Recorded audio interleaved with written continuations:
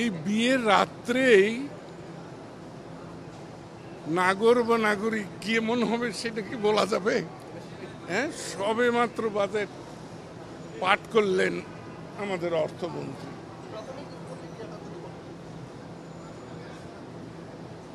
আমার প্রাথমিক প্রতিক্রিয়া খুব সহজ। এটা প্রস্তাব, এটাই যে গ্রহণ করা হবে তা না। প্রস্তাবের পরিমার্জন হবে, পরিবর্তন হবে, সংশোধন হবে। তবে আওয়ামী লীগ যে বাজেট দেয় সে বাজেট তো গণমুখী হবে। হ্যাঁ, কারণ এই বাজেট অর্থমন্ত্রী পাঠ করলেও এটা তো প্রধানমন্ত্রীর মতামতের বাইরে হয় নাই।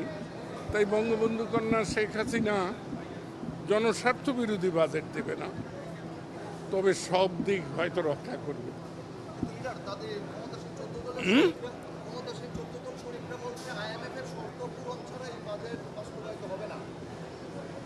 আমি ঠিক জানি না, আমি ঠিক IMF, ওয়ার্ল্ড ব্যাংক, হ্যাঁ, এগুলো নিয়ে আমি খুব বেশি ভাবি না। আমি খুব সাধারণ মানুষ, আমি এখানে মাটির থেকে আসছি।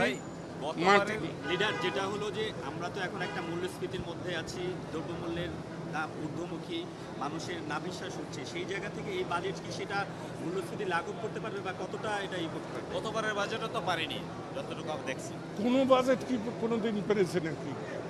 আর বাজেট নিয়ে আপনারা এত কথা বলেন কেন? বাজেট যাই হোক, শেষে তো এসআরও বলে একটা কথা আছে না? এসআরও দিয়ে তো সব করা যায়। তাই গণমুখী হলো না কি হলো, না বিশ্বাস উঠলে এত শান শৌকত কি করে? এত গাড়ির পাহাড়, রাস্তা এত জ্যাম কেন? না বিশ্বাস যে মানুষদের, সে মানুষদের কাছে কিন্তু আপনারা কোনোদিন যান না। আসল মানুষের কাছে যান। ঢাকা শহরে যে না বিশ্বাস দেখেন, এটা কৃত্রিম কিছুটা। এই বাজেট তো আসল মানুষদের জন্য আর কি। তো এই আসল মানুষরা কতটা এটার ফলে উপকৃত হবে? বাজেটে অপকৃত কিছুই হয় না। আমার এত বছরের অভিজ্ঞতায় আমি এটা নিয়ে এত বেশি ভাবি না। আপনারাই ভাবেন, আপনারাই ভালো বলেন, আপনারাই মন্দ বলেন। আমি এর মধ্যে খুব বেশি বুঝে কিছু না।